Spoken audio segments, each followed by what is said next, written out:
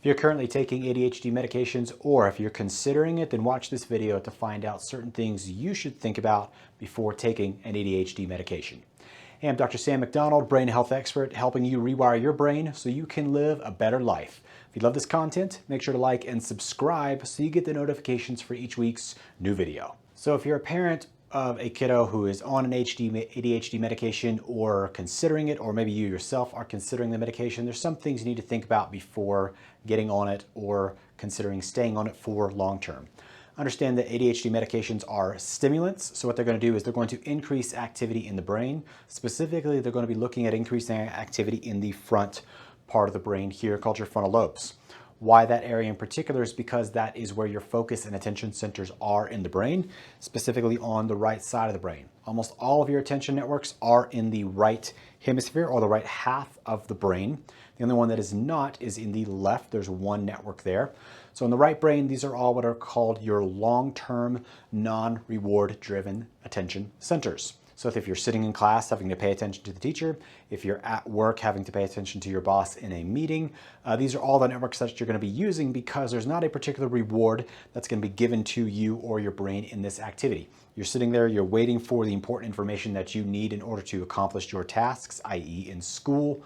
You're going to be using those to get good grades on a test or homework. At your job, you're going to be using that to further your career or use it to complete certain tasks on a project or something like that. But that's going to be the right side of the brain where you have to find these gold nuggets, so to speak, that are going to be used in your life. Now, the left brain is what's called your short-term reward-driven attention networks. Think of these as more things like video games, technology, tablets, iPhones, email, notifications, anything that's going to give you that dopamine hit is going to be driving that side of the brain. Casinos are the notorious longer standing example of this because when you play slot machines, you're actually activating that short-term reward-driven center, which is why you keep doing that over and over and over again. This fires into that dopamine cascade pathway, which is where addictions and stuff come from too. Now, things you need to consider when it comes to an ADHD type medication with it being a stimulant is what else is it going to do in terms of side effects. Most parents most commonly complain about things like loss of appetite and sleep issues because as they notice as their kiddo gets on this medication, it starts to disrupt their sleep because they're too amped up at nighttime. So the obvious option there is to give them medication to bring them down, which many parents are not in favor of doing. Or the other option is to figure out how to titrate the medication appropriately so that it wears off by the end of the day. Now, the other problem with this is during the day, it's going to start to suppress appetite, which most parents will start to note as their kiddos start to potentially lose weight, or they stop eating certain types of healthy, nutritious foods, mainly fruits and vegetables and proteins, and the kids start to opt for more carbohydrates and sugary-based foods, which is going to start to wreck other things as well. So those are the two big things to consider. The other problems with long-term ADHD medication usage is liver damage. Since the liver has to be able to process these medications every single day, it's important to make sure that the liver health is adequate so that it can process things without causing further damage. So now let's consider some of the underlying neurological functions that may be happening with somebody who struggles with a focus or attention issue like ADHD. So typically, again, ADHD, as we talked about, is more of a right brain problem because you're not able to sit there for long periods and be able to focus and find the information that's needed to complete your task, right? So the right brain either has an increase in slow brainwave activity. These networks in this part of the brain are underfiring, underperforming, which means they're not working. What this tends to lead to is an increase in left brain activity because it's trying to pick up the slack from what's happening over on the right brain, which means you're going to be better at certain things like more detailed type work, but you can't focus. That's going to lead to, in kiddos, that hyperactivity issue because they're looking to find some way to dissipate this tension. In adults, it's going to lead to more anxiety because we do develop our brains enough to sort of inhibit that hyperactivity state of moving around too much, but then that starts to go internal, which leads to an increase in anxiety.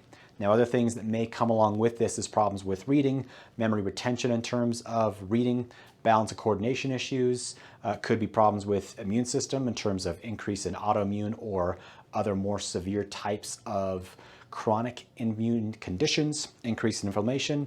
Because the right brain is more of the brake pedal, it's going to start to suppress more of the immune system, and it's going to keep those things under control. So If you're having problems with focus and attention issues, you also need to look at other things like what's going on in your diet, as well as your stress levels, which leads us into our next part, which is understanding, are you stuck in a chronic fight or flight state? So understand the nervous system functions in two different states. You have your fight or flight system and you have your relaxation system. So if you are in a more fight or flight state, your focus and attention is going to decrease because your vision is going to increase to more peripherally. So you're going to be looking at what's happening in the periphery, but also just asking the simple question, how well do you think you're going to focus on something if you feel like you're being chased by a bear all the time? The answer is probably not very well. And that's what's happening underneath the skin inside your brain, is it's perceiving a threat or a danger somewhere. So it's going to be constantly scanning the environment, looking for that danger or that threat instead of focusing on the task at hand. That's also going to tie back into the right brain because part of its job is to inhibit that stress or fight or flight nervous system. And if it's weak, if it cannot do that, that's going to lead you into that more chronically stressed state, which is going to lead to problems with digestion, problems with sleep, problems with immune function, and all these other challenges that come with it. So again, the ADHD medication may take care of the focus and attention problems, but if you have these underlying issues there, if you have problems with a right brain deficit, if you have problems with a chronic fight or flight state, then that's going to still be underneath there and you're just really masking it with a medication, not actually addressing the underlying cause, which unfortunately long-term studies show that after about 10 years, ADHD medication really has no effect on the issue. And some of the studies are actually showing it being closer to 5 to 8 years, where the medication actually has no more benefit and the person's now left with other mental health conditions like anxiety, depression, potentially bipolar disorder, or something like that. So understand, there are other implications if you take the medication. It's not something that's going to be a magic fix or a cure-all. So this is where you need to look or find somebody who has an understanding in the brain, in the nervous system, someone like our practice that looks at these things every single day and understands how the brain is functioning so that you can live your best life. So on that note, you should be healthy by choice, not by chance, and for that reason, I will see you on the next video.